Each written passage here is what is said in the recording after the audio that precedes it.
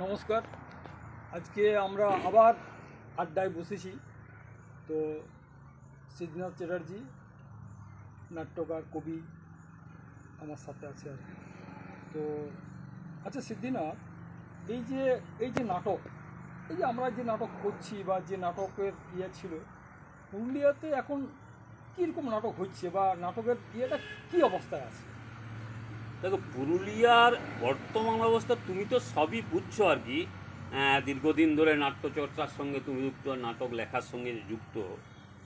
আমরা যেভাবে পুরুলিয়াতে নাটক তখন দেখতাম, বা আমরা যাদের দেখে, যেমন অশোকদা, যেমন আমাদের কিনুকাহারের থিয়েটার ইত্যাদি তার নাটকগুলো যেভাবে অনুপ্রাণিত হয়েছিলাম, এখন আর সেইভাবে আমি দেখতে পাচ্ছি। হ্যাঁ, না এটা অবশ্যই ঠিক। আমরা তো যা শুরু করেছিলাম বলা যায় যে 85-86 সাল থেকে আমরা নাটকের সাথে যুক্ত হই।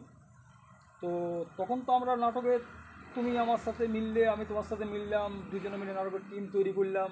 এবং প্রথম আমাদের নাটক আমার মনে আছে যে গণনাট্যের একটা নাটক ছিল, গ্রুপ থিয়েটার একটা নাটক ছিল, শিব শর্মার লেখা। হ্যাঁ, ওটাই প্রথম আমরা, তুমি পুরুলিয়ার ভাষায় ট্রান্সলেট করলে, আমি নাটকটা পরিচালনা করলাম।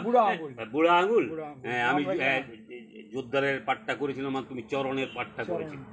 এবং আমার মনে আছে যে নাটকটা মানুষের কাছে মানে চরণ, এখনো কেউ কেউ আমাকে চরণেই বলে আর কি, সেই মানে। তো এই নাটকটা দিয়ে আমাদের শুরুর পরে আমরা সেই সময় আর কি বলা যায়, তখন একটা নাটকের একটা উত্তাল সময় বলা যায়। গোটা পশ্চিমবঙ্গ জুড়ে, গোটা বাংলা জুড়ে, বাংলাদেশ জুড়ে নাটকের একটা ভালো ঢেউ চলছে। আমাদের পুরুলিয়া জেলাও তার ব্যতিক্রম না। পুরুলিয়া জেলায় তখন অনেকগুলো টিম। এবং আমার মনে আছে, তুমিও ছিলে আমার সাথে, আমার মনে হয় যে জুবলি ময়দানে বোধ হয় যোগিন যখন যজ্ঞেশ্বর নাটকটা আমরা পুরুলিয়ার টিমে করলো।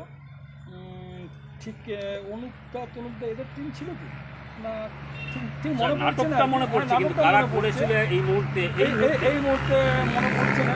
অনুপদা ছিল কিনা বলতে পারছি না। তবে যে নাটকটা আমাদের খুব সেই সময় মনে দাগ কেটেছিল এবং খুব উৎসাহ পেয়েছিলাম। তারপরে ওই জুবলি ময়দানে আমরা কলকাতার একটা ভালো নাটক দেখার আমাদের সুযোগ হয়েছিল আর কি। অশোক ভট্টাচার্য না,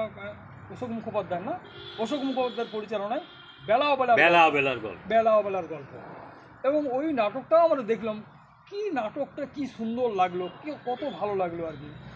তো এই যে একটা সময় ছিল, আমরা নাটক দেখেছি, নাটক করেছি, নাটক শুনেছি। এবং তোমার তো মনে হয় যে তখন তো পুরুলিয়াতে আরও মনে হয় কোন টিমের সেই সময় ইয়েটা ছিল বলো তো? অনেকগুলো ছিল, কিন্তু আমার সব থেকে এখনও মনে আছে যে আমরা যখন ওই বুড়ো আঙুল করি, তখন মানুষের কাছে যে সাড়াটা আমরা পেয়েছিলাম, আমার মনে আছে আমরা তখন দুজনেই ঠিক করেছিলাম যে আমরা নাটকটাই করব, নাটকটা করবো। এবং আমরা কলকাতা গিয়ে নাটক করবো আর কি। এখনো ভাবিনি যে পুরুলিয়ায় নাটক করা যায়। আমার এখনো মনে আছে, তুমি একটা হোয়াটসঅ্যাপে গেলাম, সদ্য উৎপলদার সঙ্গে আমাদের দেখা হলো। সদ্য উৎপলদা আমাদেরকে বললেন, কেন পুরুলিয়ায় নাটক করছো না কেন? তারপরে আমরা নাটক লেখা তুমি মনে হয় শুরু করলে আর কি।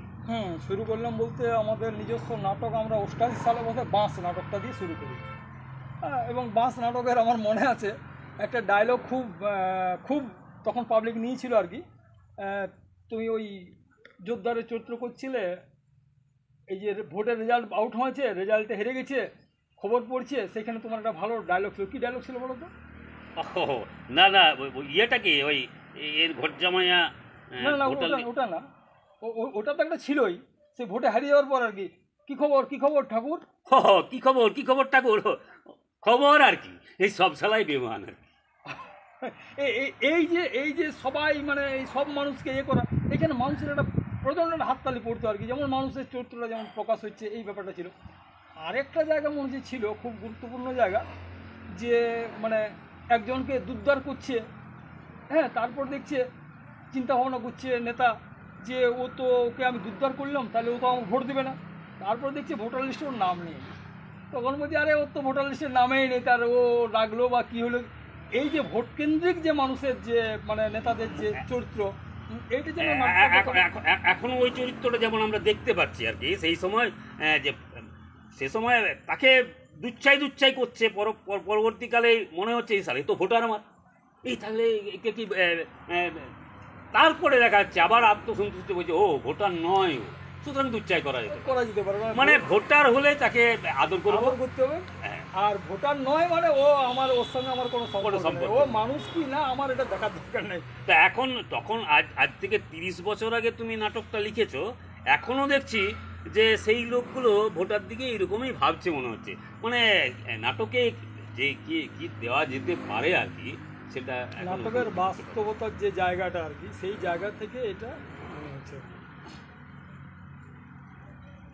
আর সেই সময় কি তোমার মনে আছে একটা, ওই আমরা যখন ওই ইয়েটা দেখেছিলাম আর কি, যোগেশ্বরের পরেও আমরা এই যে বিভিন্ন পুরুলিয়া জেলাতে যে একটা ভালো সময় পার হয়েছে, উত্তাল সময় বলা যায়, অনেকগুলো টিম তখন নাটক করতো, অনেকগুলো টিম করতো, যেমন সরবর্ণ বিখ্যাত নাটক, জ্যোৎস্নাময় ঘোষের লেখা সরবর্ণ খুব বিখ্যাত নাটক।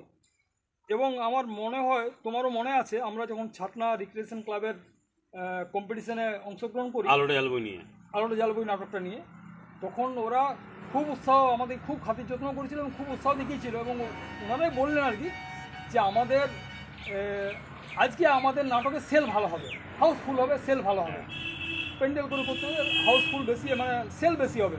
তো আমি বললাম কেন সেল হবে বেশি? তো ওনারা বললেন, কর্তৃপক্ষ বললেন যে না, পুরুলিয়ার নাটকের একটা ভালো ডিমান্ড আছে, পুরুলিয়ার নাটকের একটা ভালো ডিমান্ড আছে, এবং সরবর্ণ আমাদেরকে খুব ভালো সেল দিয়েছিল, সেই সময় খুব নাম করেছিল নাটকটা, আমরা ওইখানেই শুনেছিলাম। এবং পরবর্তী ক্ষেত্রে আমাদের নাটকও বেশ ভালোই ওদের ভিড় হয়েছিল আর কি, আমরা পরবর্তী ক্ষেত্রে দেখলাম। তো এই যে একটা ব্যাপার যে আমরা কোনো জায়গায় নাটক করতে গেছি, সেখানে আমাদের পুরুলিয়ার নাটকের নিয়ে আমাদের পূর্বসূরীরা যে নাটক করে গেছে, সেই নাটকের মানে গৌরব গাথা, মানে ভালো আলোচনা, এটা তো আমাদেরকে নিঃসন্দেহে আমাদেরকে আরও উৎসাহ উদ্দীপনা দিয়েছে, নিশ্চয়ই দিয়েছে। আর ওই কিনুকার থিয়েটার এটা দেখেছিলে? হ্যাঁ, মনে পড়েছে, ষষ্ঠীদা অভিনয় করেছিলেন, আমরা একসাথে ছিলাম। হ্যাঁ, ওই অশোকদা, ষষ্ঠীদা, কুচিলদা ছিলেন, আর আরও কয়েকজন ছিলেন আর কি। তো আমার মনে আছে যে অশোকদার ওই যে মানে একটা চরিত্র আর কি, মানে অশোকদা তো জটা কথা বলছি হেঁচকি অভিনেতা হিসাবে প্রখ্যাত অভিনেতা পুরুলিয়ার, পরিচালকও ষষ্ঠীদাও তাই। এবং আগেকার দিনে ওনারাই আমাদের প্রেরণা, এখনো কুচিলদা আছেন। হ্যাঁ, তো আমার মনে হচ্ছে যদিও আমরা মোটামুটি করছি, ওদিকে সুদিন অধিকারীও কিছুটা ধরে রেখেছে, পরবর্তী প্রজন্মের করছে, তখন এটিএফসি থেকে সমীররা করতো, আগে অনেকেই করতো, জয়পুরের একটা টিম ভালো অভিনয় করতো, আদ্রার কয়েকটা টিম ছিল, নাটকের একটা ইয়ে ছিল, মানবাজার দিকেও নাটকের চর্চা ছিল। আমাদের টোটালি পুরুলিয়া জেলার বেশ কিছু জায়গায় এটা ছিল আর কি, ভালো রকমের ইয়ে ছিল আর কি। আচ্ছা, এই যে মনে করো এই পুরুলিয়ার গান, এই পুরুলিয়ার নাচ, এই মোবাইলে এত প্রচারিত হচ্ছে আজকে, সে তুলনায় পুরুলিয়ার নাটকের ব্যাপারটা কি পরবর্তী প্রজন্ম সেভাবে গ্রহণ করছে? না, আমার যেটা মনে হয় আর কি, যে নিশ্চয়ই পুরুলিয়ার লোক সংস্কৃতি আজকে বেশ একটা ভালো পর্যায়ে, ভালো উন্নত জায়গায় পৌঁছে গেছে। আজকে মানুষ যে কোনো জেলার মানুষ পুরুলিয়ার গান, পুরুলিয়ার সংস্কৃতি, পুরুলিয়ার ছোপ, পুরুলিয়ার ঝুমুর গান শুনছে, মন ভরে যাচ্ছে। যে কোনো জায়গায়, আমি তো অন্যান্য জায়গায় যাই, ঝাড়খণ্ডে গেছি, আমি বিভিন্ন জেলাতেও গেছি, মানে হয়তো কোনো একটা অনুষ্ঠানে গেছি, সেখানে ওরা এই গান লাগাও, এই পুরুলিয়ার গান লাগাও, এই লাগাও, এই শুনি, মানে মানুষের এই আগ্রহ এটা দেখা যাচ্ছে। ছেলেমেয়েরাও এদিকে ঝুঁকছে খুব বেশি, অনেকে এটাকে জীবিকা হিসেবেও গ্রহণ করছে, ভালো একটা মার্কেটও তৈরি হয়েছে, বাজার যেটা বলা যায়, অনেক শিল্পী কলাকুশলী এটা কাজকর্ম করছে। বিশেষ করে বাঁচাও সাধু বাবার পর থেকে একটা বাণিজ্যিক রূপ পেয়েছে, আর এটা অস্বীকার করার কোনো উপায় নেই, এটা তোমার জন্যই হয়েছে। তোমার বাঁচাও সাধু বাবা রিলিজ হওয়ার পর থেকে পুরুলিয়ার যে মানে কমেডির জগতে একটা অনেক নতুন ছেলে, তারা নতুন উৎসাহ নিয়ে সেই কমার্শিয়ালভাবে এগিয়ে আসছে। সেই তুলনায় নাটকটা যেমন তোমার আলোটা জ্বালবো, এটা যেমন আমাদের চোখ ফুটুক, যেভাবে প্রচারিত হতো সেইভাবে কমার্শিয়াল বা আগেকার স্বরবর্ণ ইত্যাদি ইত্যাদি সেইভাবে নাটকটা কি হচ্ছে এখন? না, নাটকটা মনে হচ্ছে যেমন ক্রমশ সংকুচিত হচ্ছে আর কি। আগে যেভাবে নাটকের যে জায়গাটা ছিল, তখন একটা সামাজিক দায়বদ্ধতা থেকে আমরা নাটকটা শুরু করেছিলাম, এবং আমরা মনে করতাম যে সমাজের কিছু আমাদের দায়িত্ব আছে, মানুষের কাছে কিছু জিনিস তুলে ধরা, মানুষকে কিছু বিষয় জানানো ব্যাপারটা ছিল। এই জায়গাটা মনে হচ্ছে যে এখন আমার মনে হয় যে যুব সমাজ অনেকটা কী বলা যায়, নিজেদের কেরিয়ার নিয়ে হয়তো অনেকটাই ব্যস্ত। যেমন আমরা তখন কেরিয়ার নিয়ে ঠিক এতখানি সচেতন আমরা ছিলাম না আর কি।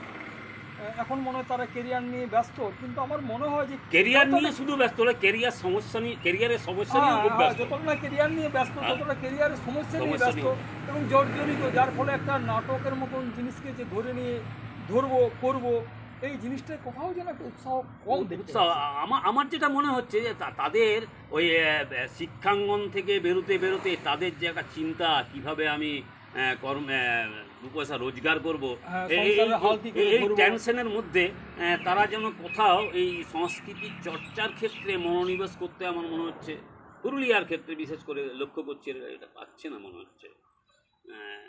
কি তুমি কি আমার সঙ্গে একমত? হ্যাঁ, আমি অনেকটাই একমত, কিন্তু আমার একটু ভিন্ন মত আছে, যেটা আমি আজকে আর আমরা আলোচনা বা ডিসকাস করছি না আর কি। আমরা আগামী দিনে আবার যখন বসবো, নাটক নিয়ে বলবো, তখন নিশ্চয়ই আমাদের পুরুলিয়া জেলার আগে কী নাটকের ছিল, বর্তমানে কি আছে, ভবিষ্যৎটা কোন জায়গায় আছে, আমরা মোটামুটি একটা আলোচনার জায়গাতে আমরা আসবো। আজকে আমাদের আড্ডাটা আমরা এখানেই শেষ করছি। নমস্কার।